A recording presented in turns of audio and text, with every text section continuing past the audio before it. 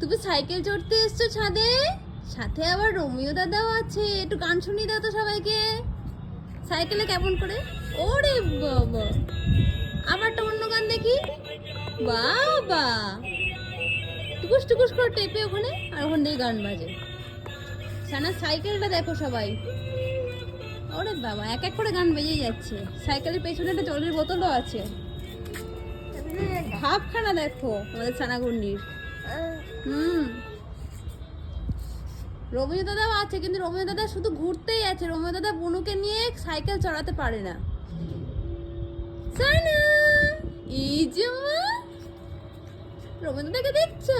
ওলে বাবা, এই যে রোমিও দাদা, ওই যে রোমিও দাদা।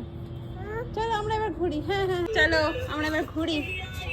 মাথার থেকে খুলে ফেলো না, হাওয়া দিচ্ছে বাইরে ভীষণ। তো ও হচ্ছে মোটামুটি এই সাইকেলে চড়তে ভীষণই পছন্দ করে। ওই মুখে ভাতের সময় পেয়েছিল গিফট এটা, সানা এই সাইকেলটা গিফট। তো এখন মোটামুটি সানা আগেও বসে বসে খেলা করতো, বাট সেগুলো আমি ভিডিও করিনি। এবার আজকে ছাদে আসলাম বলে একটা ভিডিও করলাম। চলো আমরা ঘুরু ঘুরু করি।